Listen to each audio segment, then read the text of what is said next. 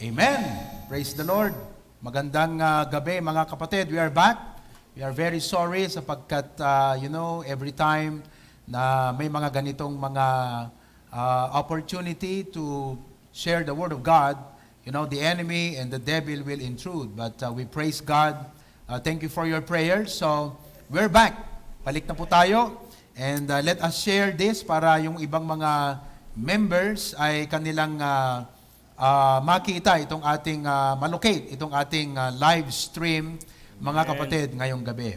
So tonight, we would like to welcome you all. Let's start with singing. And our first song tonight, awitin po natin, Tell It to Jesus. Tell It to Jesus.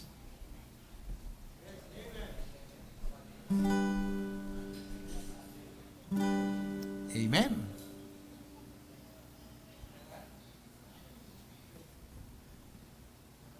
Okay.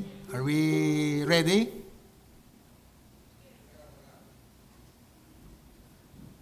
May konting technical error, so please bear with us.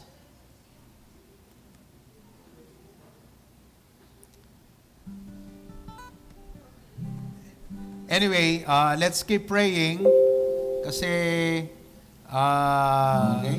Are we ready?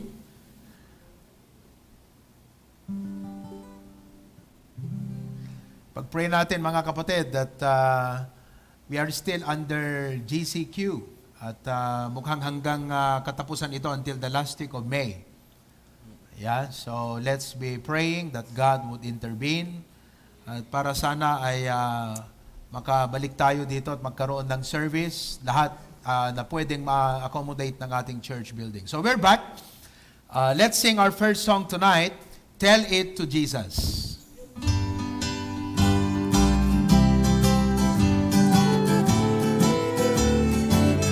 Verse now. Are you weary? Are you heavy hearted? Tell it to Jesus. Tell it to Jesus. Are you grieving over joys departed? Tell it to Jesus alone. Tell it to Jesus. Tell it to Jesus. He is a friend that's will know. You have no other such a friend or father. Tell it to Jesus alone. Do the tears flow down your cheeks and feet? Tell it to Jesus. Tell it to Jesus. You sins that to men's eyes are hidden. Tell it to Jesus alone. Amen. Tell it to Jesus. Tell it to Jesus. He is a friend that's will know. You have no other such a friend or brother. Tell it to Jesus alone. Last verse. Do you fear the gathering clouds of sorrow? Tell it to Jesus. Tell it to Jesus. Are you anxious? What shall be tomorrow? Tell it to Jesus alone. Tell it to Jesus. Tell it to Jesus. He is a friend that's will know. You have no other such a friend or brother. Tell it to Jesus alone. Merong isang awit na I love hearing and singing this song when I was a child. Ito po ay isa sa mga hymns natin. The title of the song is Burdens Are Lifted at Calvary. Amen. Yung mga unang members ng church, I'm sure that you know this song. And let's learn this song, okay? Amen. So, awitin po natin, Burdens Are Lifted at Calvary.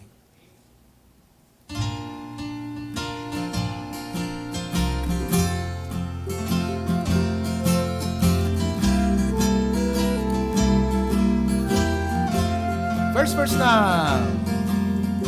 Days are filled with sorrow and care. Hearts are lonely and drear. Burdens are lifted at Calvary.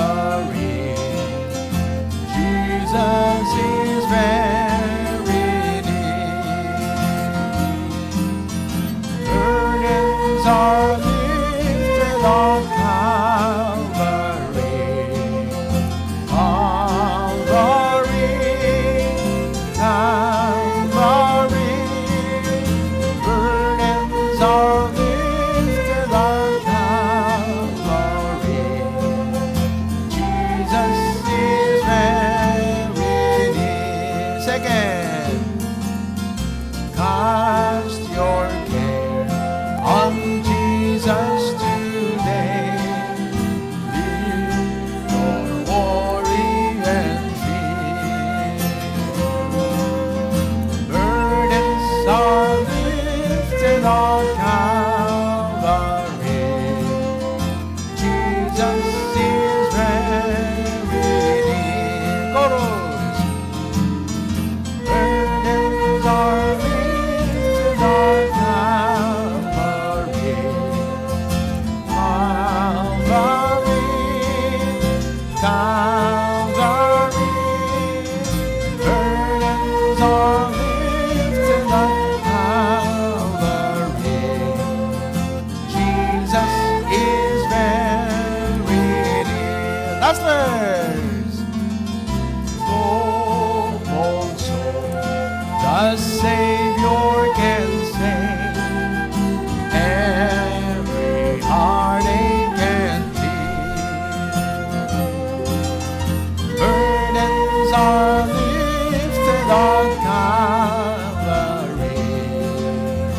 Jesus is very near. Chorus now. Burdens are lifted on Calvary. Calvary, Calvary, burdens are lifted on Calvary. Jesus is very near. Wow, praise God. Jesus is very near. In fact, Amen. He is holding our hand. And that is our prayer. Our next song, Precious Lord, Take My Hand.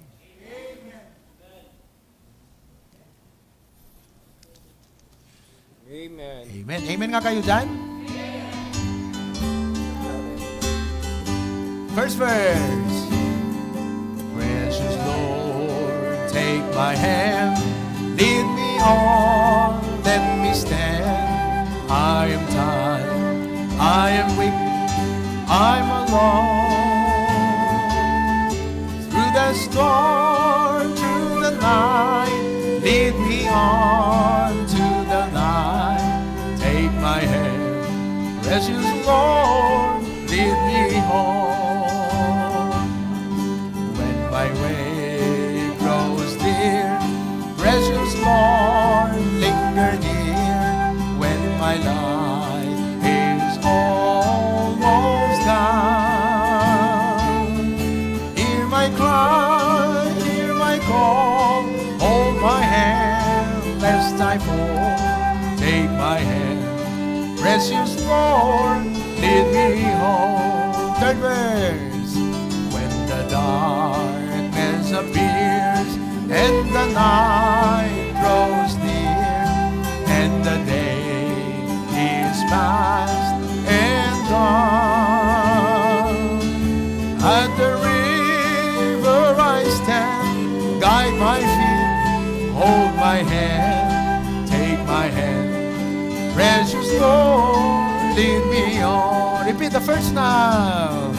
Precious Lord, take my hand, lead me on, let me stand. I am tired, I'm weak, I'm alone.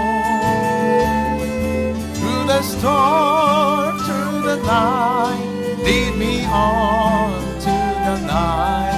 Take my hand, precious Lord, lead me on. Take my hand, precious Lord, lead me home. Oh Lord God, in these times of trials, uncertainties, difficulties, full of troubles, confusion, and questions in life, we ask, dear Lord, that you would lead and guide us through. Yes, Lord. Kadagyaman kami, Apo Diyos, dagiti karkarim iti Biblia in the Lord Jesus Christ, our yea, sabi mo nga, Panginoon. I pray that you would bless us tonight as we continue to host and have this service. In Christ's name we pray. Amen. Thank you very much. You may be seated. Muli ay binabati namin ang bawat members at lahat ng ating mga kaibigan ngayong gabi. Una sa lahat, nais kong batiin natin ang lahat ng ating mga guests and visitors all around the place, different regions, cities, and provinces, and even in other countries. Maraming salamat po mga kaibigan, mga tatay, mga nanay, auntie, uncle, cousin, and friends. Thank you so much for tuning in tonight. At hindi po kayo nagkamali ng pinasukang live stream ngayong gabi sapagkat tonight, God has something wonderful in store for you, for me, and for every one of us. Binabati rin natin ang lahat ng ating mga members dyan sa HBBC Claveria, Pastor Dennis, and family, lahat ng ating mga pamilya dyan, young people, adults, magandang gabi sa inyo mga kapatid. And HBBC Pasukin. Okay? At siguradong nandyan na naman kayo sa harap ng inyong mga telebisyon o cellphone o laptop upang sa ganon ay kasama tayong lahat sa ating prayer service ngayong gabi. We would like also to acknowledge, binabati rin natin ang mga kapatiran natin dyan sa HBBC Lawag. Amen. Yan, magandang gabi po sa inyo. Praise God, Pastor Charwin and family. Thank you so much, Kuya Ryan, for that Bible reading and prayer. Amen. And of course, HBBC Bakaran. Amen. Let us continue to pray at mukhang patuloy pa na ganitong ating magiging sitwasyon until the last day of May. And so let us pray for our President and for the leaders, mga kapatid. And of course, we also would like to acknowledge and greet in the name of the Lord our brethren there in HBBC Hawaii. Ngayon ay 12:30 ninyo dyan ng noon time. So we would like to acknowledge you and welcome you tonight. And of course, all our HBBC members all around the world. Magandang gabi sa inyo mga kapatid. Amen. Tonight, we are joined through live stream by people or brethren and visitors from different countries. Meron dyan ang UAE, Canada, Australia, ano pa? Italy, Norway, okay, Lebanon, and all around the place. Maraming salamat po. And I also would like to take this opportunity once again to thank you all, brethren, for your greetings. Yung pong nai-feature nung Sunday is a video greeting of Bakaran. May video greeting din ang Lawag, Pasukin. Maraming salamat mga kapatid. Amen. I don't deserve it. I know I'm not worthy of it. Pero maraming salamat po na binigyan niyo po ang parangal, ang office ng Man of God because I am your pastor. Yes, so maraming salamat po even for all the gifts. I pray that God would continue to bless us and make His grace abound in our lives. Amen? Alright, so let's sing our welcome song tonight. Awitin po natin, Nagagalak Ako.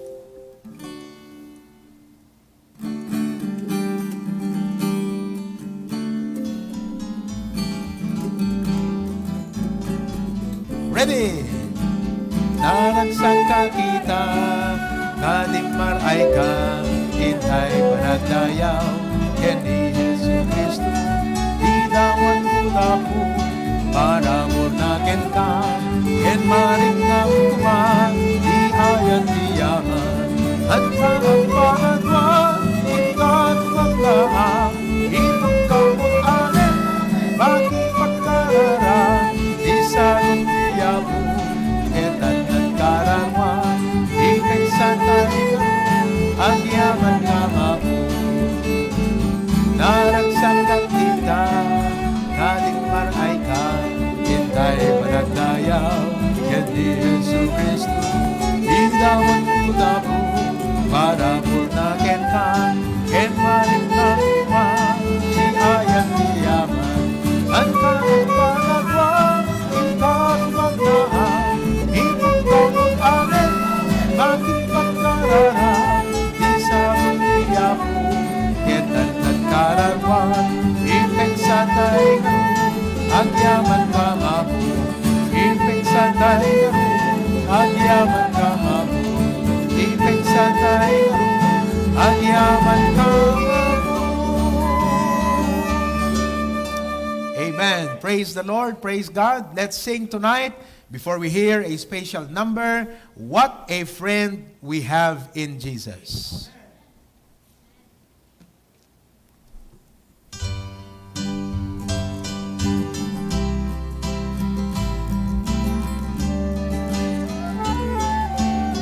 First verse na. What a friend we have in Jesus, all our sins and griefs to bear. What a privilege to carry everything to God in prayer. Oh, what this we often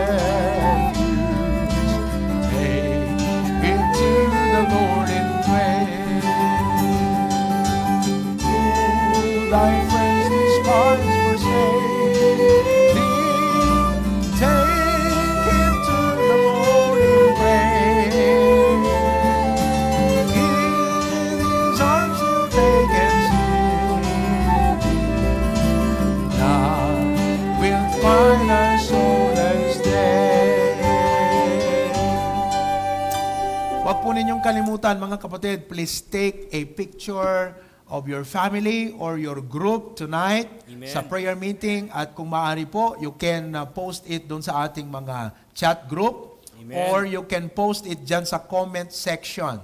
Amen. Number 2, huwag po ninyong kalimutang mag-fill up ng ating online attendance form. Okay? Please, fill up, take time. Kung hindi nyo po ma-allocate, just send a personal message doon sa ating mga chat group or Amen. Doon sa ating mismong Hosanna Bible Baptist Church page. Amen. But please, we want everyone joining, participating tonight to fill up the online attendance form. Amen. Okay? So before, may bahagi ko po sa atin ang mensahe ng Panginoon ngayong gabi. We are going to witness a special number.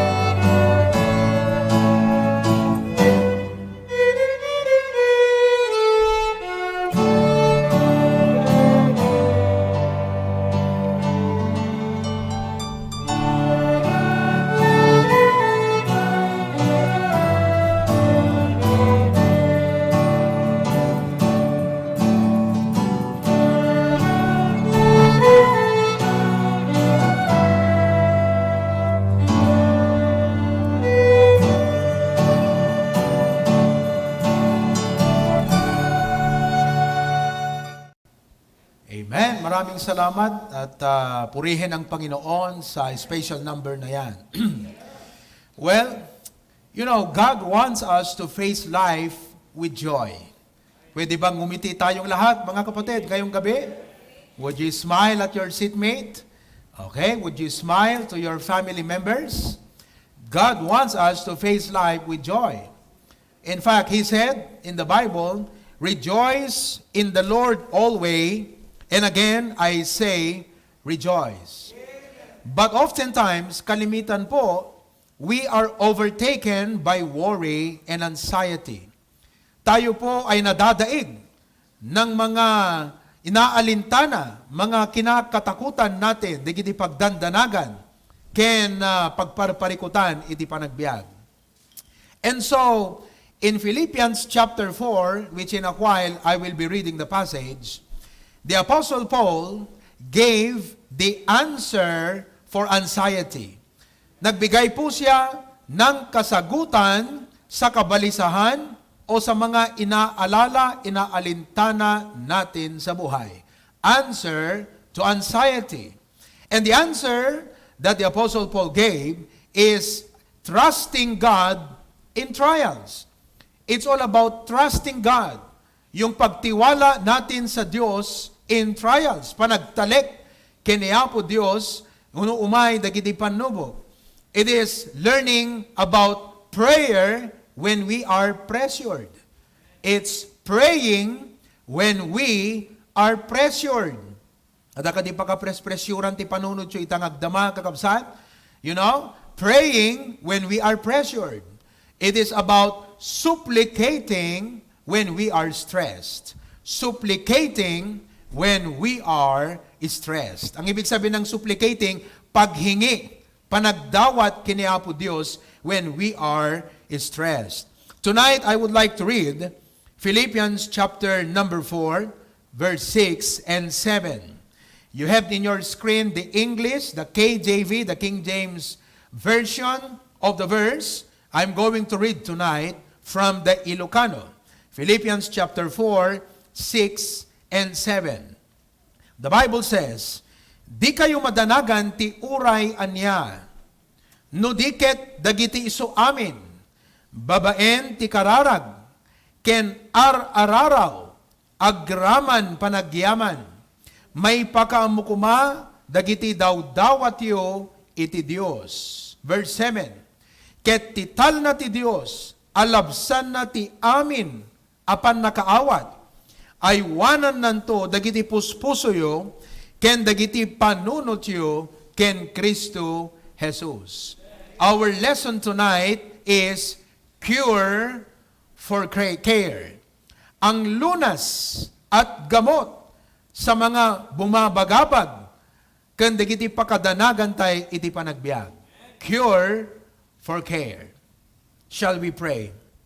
Lord, maraming salamat po dahil ikaw mismo ang nag-utos sa amin na huwag mangamba, huwag matakot, alisin ang anumang takot sa aming puso at isipan, Lord, and that you told us that in everything, by prayer and supplication, we will make mention our requests upon you.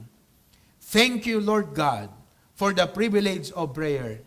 I pray that you would enable, empower, and anoint your servant tonight and touch your people through this preaching. Both ang mga nandito sa main sanctuary and our members, guests, and visitors who are watching in their homes.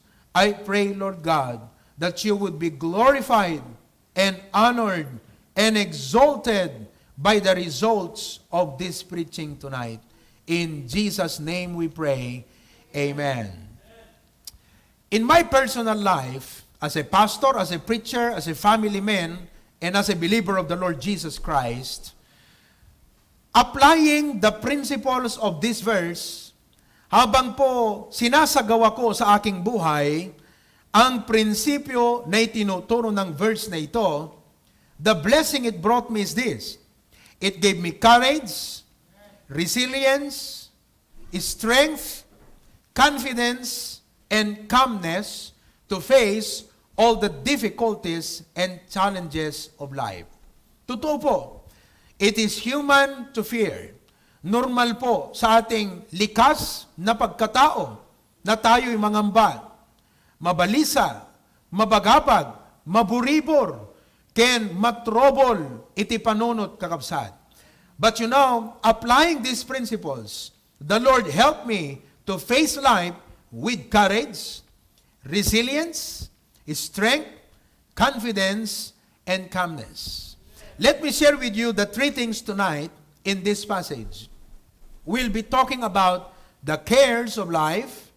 Number 2, the cure for cares. And number 3, the custodian of our heart and mind. Tatlo pong nagsisimula sa letter C. The cares of life. Number 2, the cure, ang lunas. And number 3, the custodian, the guardian, the one who keeps the heart and mind. First of all, I'd like to share with you the cares of life. Marami pong mga bagay at iba-iba, many diverse and different things trouble our mind, disturb us, and weaken us. Pagkadanagan, pagkakumikuman, iti panagbiag. We have the necessities. Ito ang mga pangangailangan. Dagiti ado nga pagkasapulan, iti panagbiag. The responsibilities. Ito po ay mga responsibilidad. Dagiti anong, dagiti pagrebengan tayo. There is a pressure on that. Sapagkat ito, ang bawat responsibilidad ay isang pananagutan. And many times, because of these too much responsibilities, life is so busy, and we become troubled. Dete hante amut aramiden tayon kakabsat.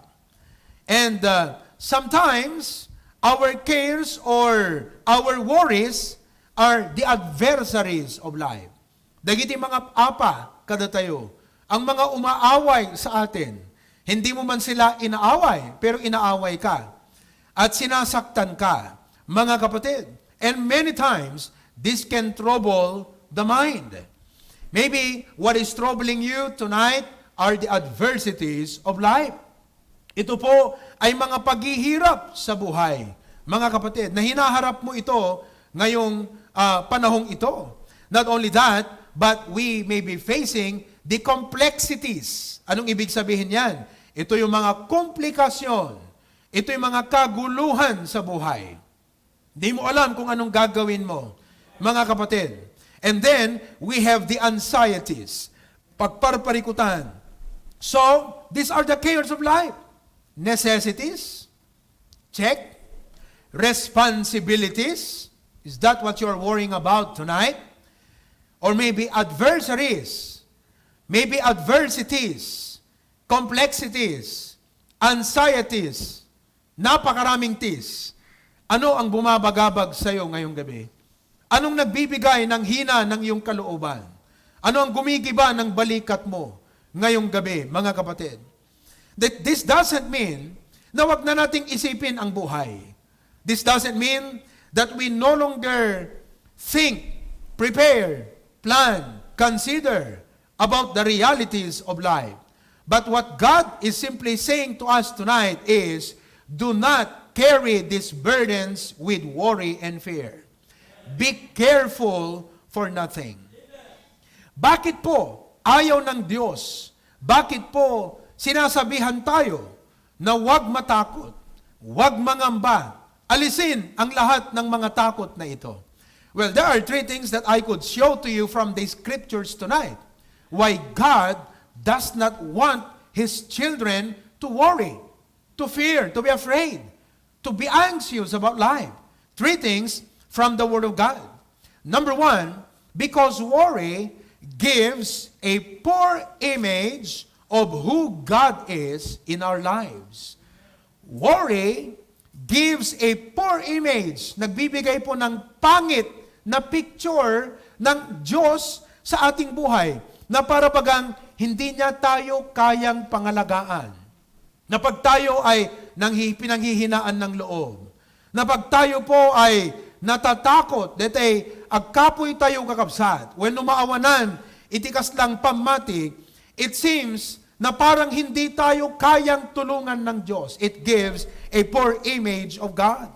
That is why He told in Matthew chapter 6, verse number 25 to 30, and I read to you in the Ilocano. Nandyan po, English sa inyong screen. I'm going to read from the Ilocano translation. The Bible says, imutektekan nyo, dagiti tumatayab, ti langit. Adida agmula. Dida met agani. Ket dida agurnong, kadagiti kamkamalig. Ken ni amayo anailangitan. Taraunan na pay ida. Saan kayo aya anapatpateg unay ngem isuda? What God is simply saying is this. Look, itong mga sparrow, sabi niya, kitain nyo, digiti tumatayab. Hindi sila nangangamba.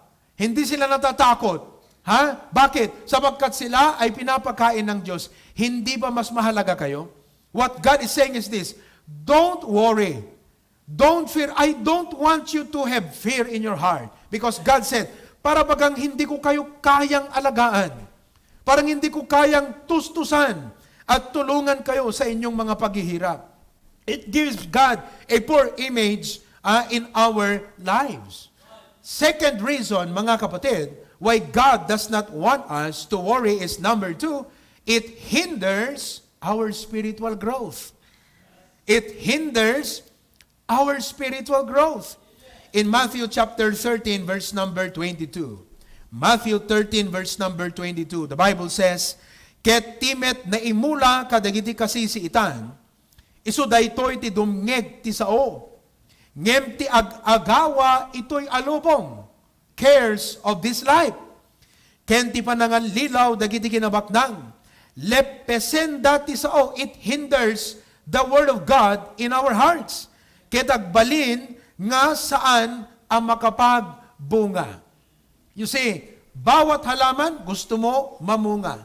Gusto ng Diyos ng kanyang salita na naitanim sa ating buhay ay mamunga. But what keeps us from growing, from further growth and fruitfulness sa ating buhay bilang Kristiyano, sa ating pananampalataya, what hinders us is the cares of this present life. So God said, take it away because it hinders your spiritual growth. Number 3, pangatlo po, mga kapatid, it keeps us from the joyful life that we can enjoy with the Lord. It keeps us from the joyful life that we can enjoy with the Lord. Alam niyo po, minsan ay binisita ng Panginoon. Etong si Mary at saka si Martha. Magkapatid po yan. And Jesus entered into their house. In Luke chapter number 10, verse 38 to 42. And I read to you the account. The Bible says, it came to pass, as they went, that he entered into a certain village, and a certain woman named Martha received him into her house. And she had a sister called Mary, which also sat at Jesus' feet, and heard his word. Look, but Martha was cumbered about much serving. Anong ginawa ni Martha? Nung dumating ang Panginoon sa bahay, pumunta sa kusina, nag-prepare ng pagkain para sa Panginoon as a good host, and came to him and said, Lord, dost thou not care that my sister hath left me to serve alone? Bid her therefore that she help me. So, this is the situation. Jesus was there to teach, and Mary sat at Jesus' feet. Nakaupo ang si Mary, nakikinig sa Panginoon. Martha was in the kitchen preparing a food for the Lord. Alright? And while being busy preparing, sabing ganyan ni Martha, Panginoon, hahayaan mo ba na ako lang nag-iisa rito? Sabihan mo naman yung kapatid ko, pwede ba? Tulungan niya ako. Talagang naaburido siya.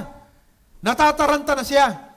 The Bible says, Jesus answered and said unto her, Martha, Martha, thou art careful and troubled about many things. In other words, sabi niya, you are missing the joy.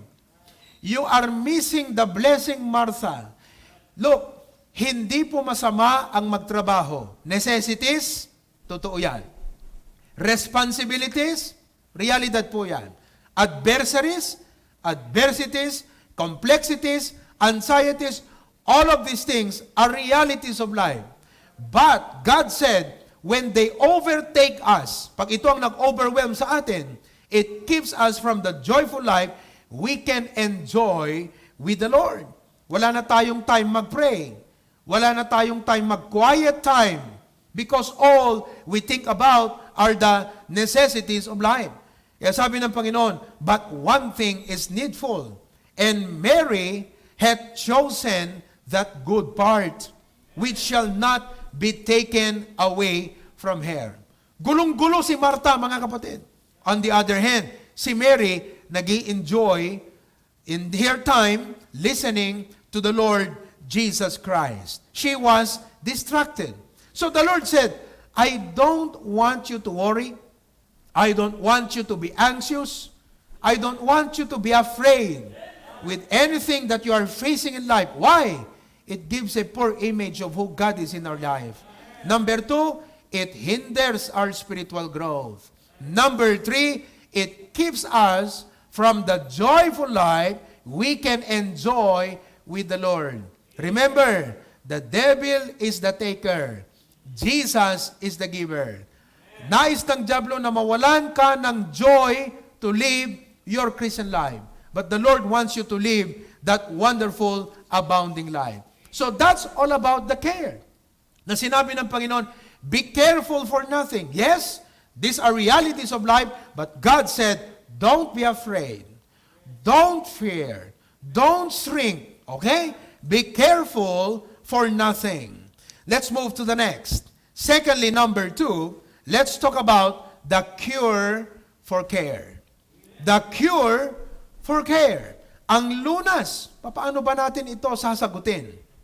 What is the antidote for our anxiety?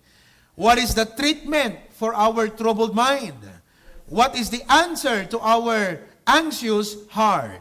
Ang lunas, mga kapatid. The Bible says, but in everything, by prayer and supplication with thanksgiving. Alam niyo po, when we are careful, when we are worrying, mga kapatid, it is fear that's taking control. Danag ken buteng kakabsat. Iti mang di-drive, iti biyag tayo. And you know what? Listen to this. Fear is caused. Ang reason po, kung bakit tayo ay nangangamba, natatakot tayo, fear is caused by looking on ourselves to solve the problem. Tinitignan kasi natin yung problema. At wala tayong sapat na kakayanan. Limitado ang ating kapasidad upang isolve ang problem na ito. And when we look at the problem, it's threatening our life, our family. Maybe it is a threat sa ating image, sa ating reputasyon, and these things are beyond our control. At kaya tayo nagkakaroon ng fear sa ating buhay. Fear is caused by looking on ourselves to solve the problem. But listen, the antidote is prayer. Because prayer is looking unto God to help us with our problem. When we look at ourselves and the problem, we fear. But when we pray, we are looking unto God to help us with the problem. So what is the cure? What is the antidote? What is the treatment? The cure for our care. The Bible says, pray. Amen? Sabihin mo nga sa katabi mo, pray. Agkararag, saan ngagdanag. Everybody say that together. Agkararag, saan ngagdanag. Amen? Maminsampay, agkararag, saan ngagdanag. What else? Listen. Fear is being concerned. Dete, permi nga madanagan ka. Fear is being concerned about things beyond our control. Ibig sabihin, lampas sa ating kakayanan o sa ating limitasyon.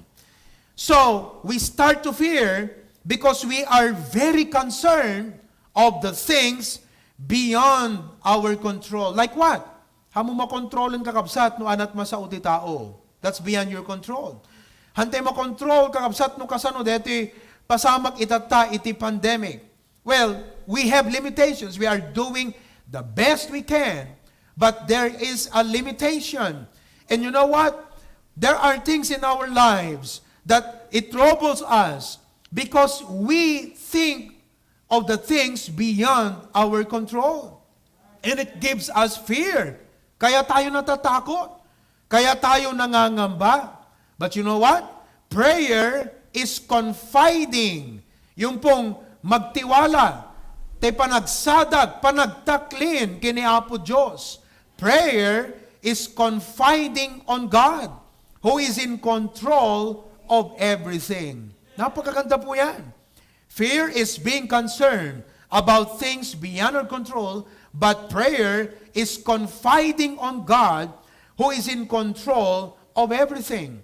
What else, mga kapatid? Worrying is an expression of fear. Prayer is an expression of faith. You see that? So when we are afraid, we are worrying. And again, naulit ko po, when we let this thing, pag hinayaan natin ito sa ating buhay, ano yung magiging problema? It gives God a poor image. Number 2, na parang hindi niya tayo kayang alagaan. Tayo mga anak niya. Number 2, it hinders our spiritual growth. Amen? Oo. At hindi ito nakakatulong sa atin, mga kapatid. It keeps us from the joyful life that we can enjoy from the Lord. Kaya sabi ng Diyos, don't worry, don't fear, because worrying is an expression of fear. Prayer is an expression of faith, mga kapatid. And you know, the devil wants us to shrink in fear. Nais ng diablo na tayo umurong, tayo malanta, tayo po ay manghina ng takot. But on the other hand, God wants us to stand in faith. So, tonight, it's either you live in fear or you walk in faith. Paano natin ito lutasin? Sabi ng Bible, in everything. Pag sinabing in everything, mga kapatid, all your concerns matter to God. Malamang ngayong gabi, ano man yung kinakarga mo na nagpahina sa'yo, that's troubling your mind. Anong sabi ng Bible? In everything. Alam nyo kung minsan, mga kapatid, because of our personality, minsan we have a personality that is very strong. And we want to control things. And we are used, sanay tayo sa buhay, that everything is under our control. Kaya pag may mga nangyari na hindi na natin control, yun na. Nagigiba na tayo, mga kapatid. At ang sabi ng Bible, God said, ayaw kong mangyari yan sa'yo. Ayaw kong magiba ka. Ayaw ko na ikaw ay maapektuhan. I want you to face life with courage. I want you to grow spiritually, God says. I want you to be a testimony na ako, kaya kitang ingatan, na pinangangalagaan kita, na makita ng tao na may Diyos na nagmamalasakit sa'yo. Gusto ko na makita nila na kahit may problema ka, may joy pa rin sa puso mo. That is what God is saying. That's why He tells us, in everything, all of your concerns matter to God. Tell it to the Lord. God doesn't want anything to move us. So what do? Pray. What is prayer? The Bible says that prayer, make your request. Prayer is literally telling God your request. Sabihin natin sa Panginoon ang ating mga kahilingan o yung ating hinihiling ng may paghingi. Tell God what you really need. Why don't you pause for a moment right now? Why don't we pause for a moment right now? And just bow your head and close your eyes. What is it that is so heavy in your heart? Ano yung bagay na mabigat sa isip mo ngayon? Why don't you pause right now and maybe bow your head and tell it to the Lord? Hindi mo lang sabihin sa Panginoon yung problema mo. Sabihin mo sa Panginoon yung request mo. What is it that you need? What is it that you believe God should do in your problem? Tell it to the Lord right now. Sabihin mo sa Kanya ngayon. Request and be specific. Don't just say, Lord, help me with my problem. Yes, there are times na dahil sa grabing bigat ng ating pinagdadaanan, yun na lang po yung pwede nating masambit sa Panginoon. Lord, tulungan mo ako. But tonight, you can pray a specific prayer. Maybe your burden is a specific person. Maybe it's a specific need. Financial. Maybe it's sickness. Okay? Maybe it's about your studies. Maybe it's about something na hindi mo alam anong desisyon ang gagawin mo sa buhay. Anong mga bagay na ito? Tell it to the Lord right now. Be specific. Make your request known unto God. The Lord is waiting for you. Your concern matter to God. Whatever be the case, pakikinggan yan ng Diyos. Minsan napanood ko yung interview kay Donald Trump. May mga nagtatanong sa kanya. Biglang sinaraduhan niya. Sabi niya, okay guys, thank you. Umalis na lang siya. Bakit? Kasi ayaw niyang pakinggan yung mga questions. Ayaw niya nang i-entertain yung mga tanong. But tonight, whatever is your honest, serious, sincere concern, this verse is real tonight. Sana ngayong gabi, may patutuo mo in the future that this message, right here, right now, God dealt with you and God helped you with this preaching. Cure for your care. Sana pagkatapos ng preaching na ito, magaan na yung loob mo. Meron ka ng confidence, may resilience, kalmado na ang puso mo, alam mo na gagawa ang Diyos. Yan po sanang mangyari. After this preaching tonight, your heart will be well and fine. Buo ang loob mo, kapatid, na harapin ang mga trials na ito. Nawala ka ng pangamba. The problems are still there. The necessities are still there. But you are confident in your heart. Pray to God tonight. That is the beating of the scripture. Yun lang po yung whole thing I mean, if this 30, 40 minutes of preaching, yun lang po ang encouragement sa'yo. Pray. Tell God your request. And then the Bible says, with thanksgiving. Ano pong ibig sabihin nitong thanksgiving? Personally po, when I pray, sa aking personal prayer, ini-exercise ko po ito sa Panginoon. With thanksgiving, let your requests be made known unto God. Thanksgiving, thanking God, is believing that He will answer our prayers in ways that He knows is best for us. Medyo mahaba. But let me read it again. And let's read it all together. It's on your screen. Go. Thanking God is believing that He will answer our prayers in ways that He knows is best for us.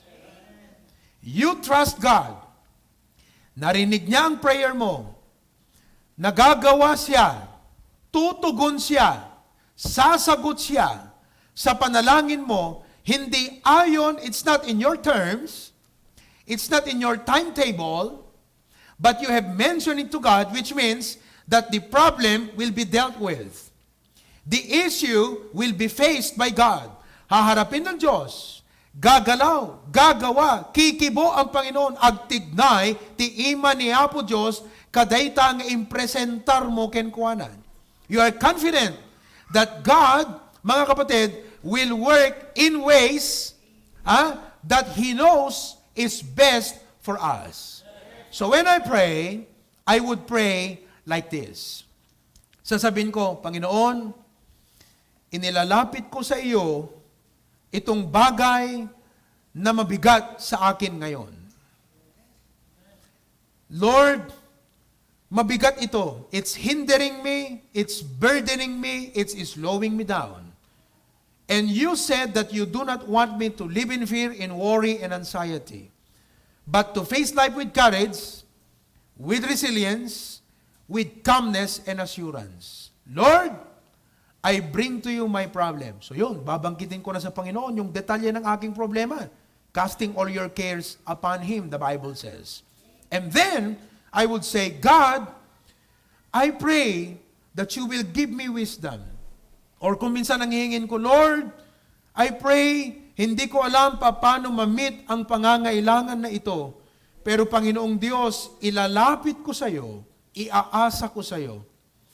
Maybe tonight, let me just inject this.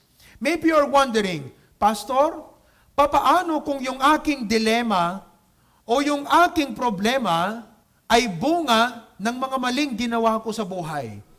Do you think God will still listen to me? Maybe that is your dilemma tonight. Kasi napakasarap pakinggan to Ano po? God will listen to your problem.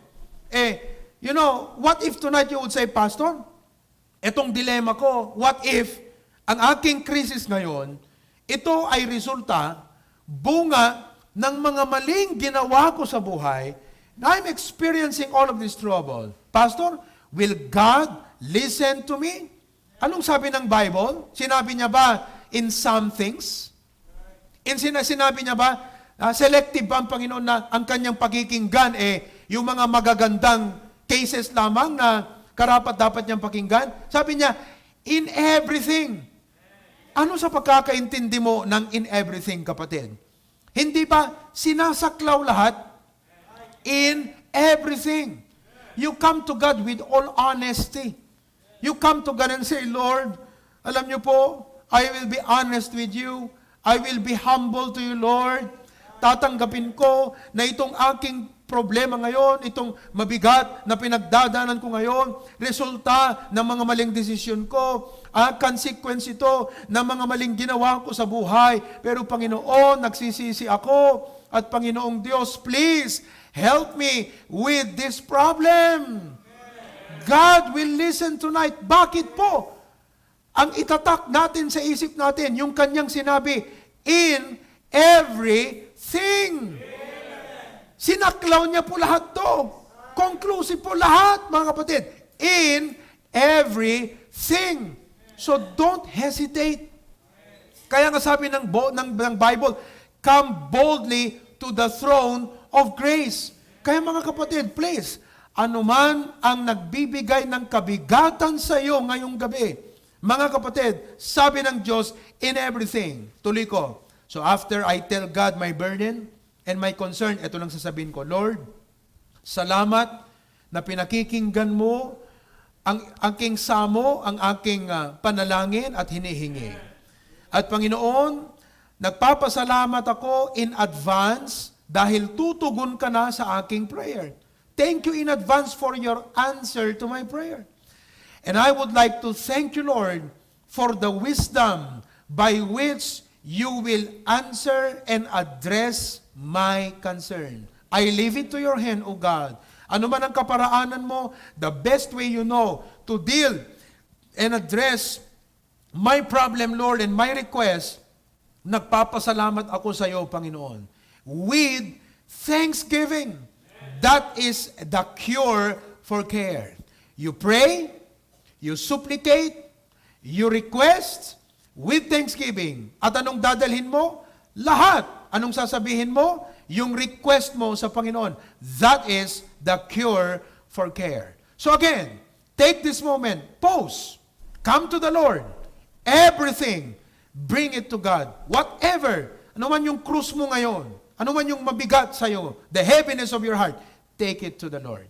And then, the Bible says in verse number 7, look at what the Bible says, and the peace of God, which passeth all understanding, shall keep your hearts and minds through Christ Jesus. So tapos na natin yung cares. Then we talk about the cure. Now, let us see the custodian. Sabi niya, shall keep. Ano bang ibig sabihin ng custodian? tagapag-alaga, bantay. This is what will keep us from falling apart. Para hindi tayo mag-iba. Ano po yung ibibigay ng Diyos sa atin? Peace. Ilalagay po niya yan sa atin. Ha? Tandaan niyo po, the peace of God, which passeth all understanding, shall keep. Take note, ha?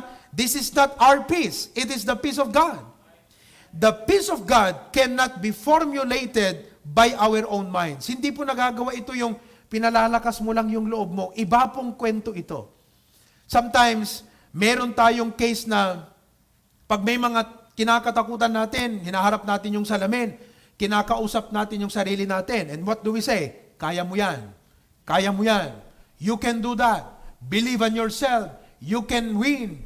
You can succeed. You can achieve. Kinakausap natin. Pero hindi po yun ito. It is not the kind of assurance and confidence and hope that is produced by conditioning the mind. Ito po ay ilalagay ng Diyos, the peace of God. It cannot be invented. Hindi ito kayang likhain ng ating isip, mga kapatid. And you know what this peace will do? It will guard our mind and hearts from anxiety.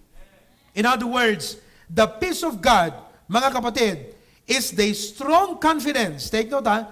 The peace of God is the strong confidence, kumpiyansa, that God has listened to us. Ipaparamdam ng Panginoon sa iyo yan, na pinakinggan niya ang ating pinanalangin, and that the Lord will assure us, God Himself, His Spirit in us, will assure us that He is in control of everything, and that He will help us in whatever we are going through.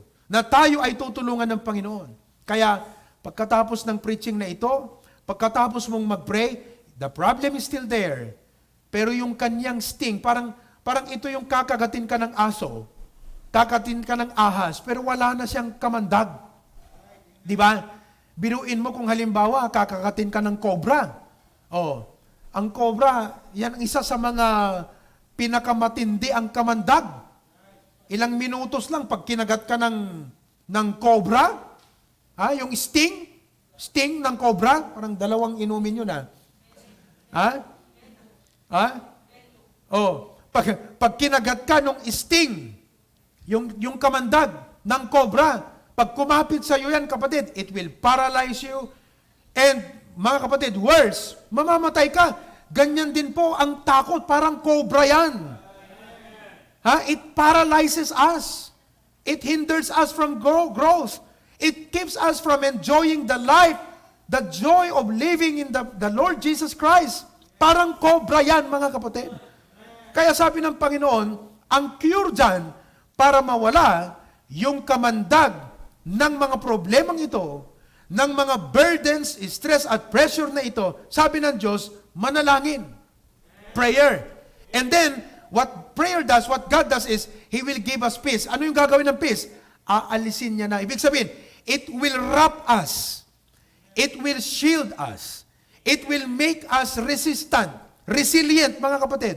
Na kahit nandyan yung problema, yung kamandag nito na takot, worry, anxiety, pangamba, mawawala, mga kapatid.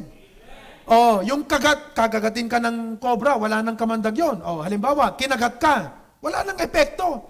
Kagatin ka all parts of your body. It will not take effect. It cannot control you. It cannot paralyze you. It is not, tawag dito, hindi na siya nakakamatay. It will not kill you anymore. Bakit? Kasi wala na yung kamandag. Ganyan po ang gagawin ng peace. In other words, nandyan yung problema, nung hindi ka pa nag-pray, nung wala pa yung peace of God, talagang napakabigat. But when you prayed, and God's peace was already there in your heart, mga kapatid, the problem is still there, but you have the confidence, alam mo that God listened, that He's in control, and that He will work. So that peace is God wrapping our mind. Balkuten na. Balkuten na di pusukan panunod tayo from all consuming fear. Mawawala po yung takot sa ating buhay. So that's That is what God wants to happen in our lives. Mga kapatid, that you would run to God, that you would pray to the Lord, and experience that peace in your heart tonight. Mga kapatid, hindi ibig sabihin na wala ka nang gagawin sa problema, wala ka nang gagawin sa responsibilidad. It simply means this, that you can face life, that you can face this cobra of life. Itong mga nakakamatay na mga ahas na ito ng buhay, pero yung kanilang kamandag, wala nang epekto sa iyo. Because the peace of God is guarding your heart. And therefore, it becomes a testimony of the greatness of God in your life. Mawawala yung hindrance ng paglago ng spiritual life mo. And you can enjoy that joy, that walk with the Lord Jesus Christ. Why? Because the peace of God will keep our hearts. Yung sabi niya, beyond understanding. Hindi mo maunawaan, but it's there. So I pray that tonight, this message, mga kapatid, would greatly help you, would encourage you tonight, na ang isang bagay na pangunahin, na pagbutihin natin, is our prayer life. Amen. Our prayer life. So there you have it, brethren, the cure for worry. We have seen tonight the cares, we have seen the cure, and then we have seen the custodian. I pray that you will face life, all the cobra, deadly snake, deadly, paralyzing problems in life, na wala ng epekto because of the peace of God in your heart. Let us bow our heads in prayer. Dakilang Diyos, salamat po sa pangakong ito, sa katotohanan ito. Lord, useless ito, Lord, pag hindi namin maipractice sa aming buhay. And I pray that whatever be the questions, the problems that people have in mind, not only in their life, pero yung mga katanungan tungkol po dito sa verse na ito, ay nasagot sa preaching at pagpapaliwanag ngayong gabi.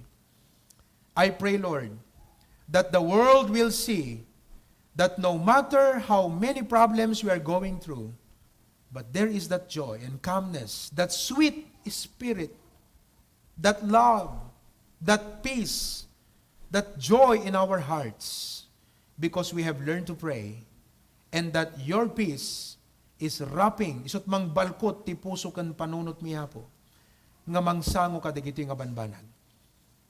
Maraming salamat, Panginoon, for this message tonight.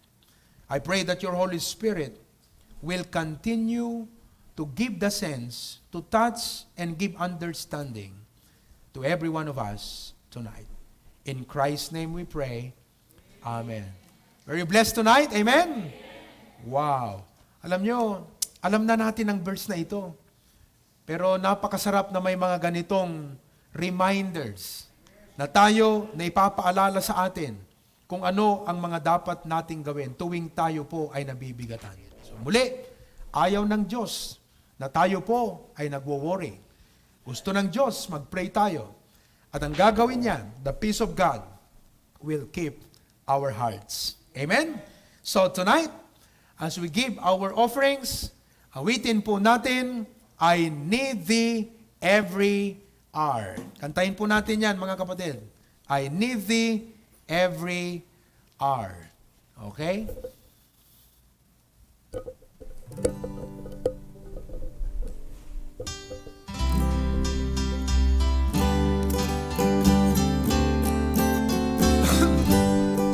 First now.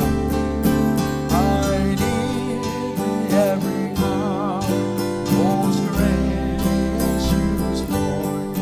No tender voice like thine can ease afford. I need thee, oh I need thee, every hour I need thee. Oh bless me now my Savior, I come to thee. I need thee every hour.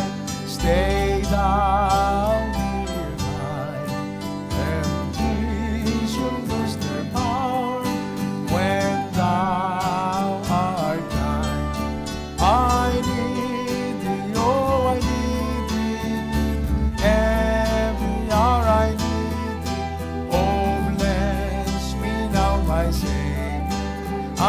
come to thee. Third na, I need thee every hour.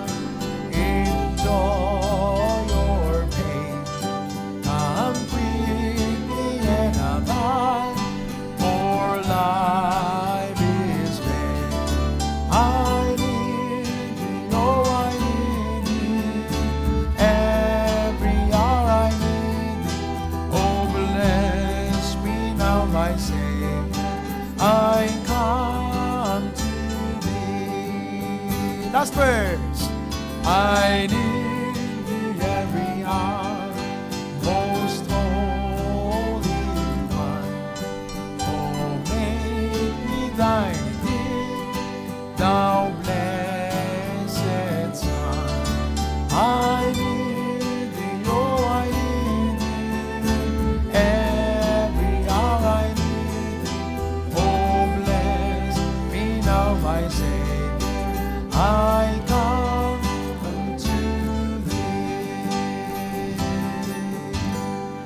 Praise God. Let's continue to pray for our government leaders. Amen. Especially in making the right decisions. Dahil po, alam nyo, napakalaking bagay ang mga anak ng Diyos na nagtitipon in prayer, in begging God to do great miracles and wonderful things to intervene sa ating pong pinagdadaanan. But we were listening to the news, to the updates yesterday and even today, at mukhang tatagal pa tayo ng another 2 weeks na ganito po ang magiging sitwasyon. And so, let's pray for one another. Amen. Mga kapatid, let's encourage one another. Yung mga petty things sa buhay natin, let's shake it off. Yung mga problems na ganyan, let's bring it to the Lord and Amen. Let's live life. I-focus natin ang mind natin. I-concentrate natin ang mind natin sa mga heavenly things, sa mga wonderful things, glorious things. Lumago tayo spiritual. So again, itong message na ito mga kapatid, don't let fear keep you from the best things in life. Okay?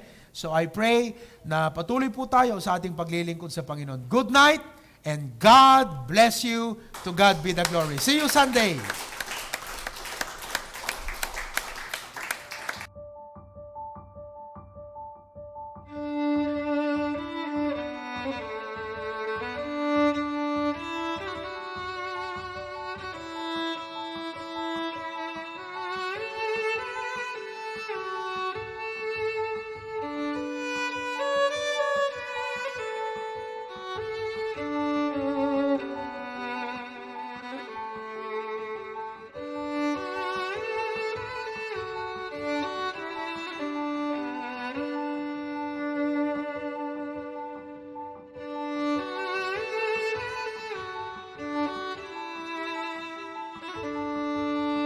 Thank you.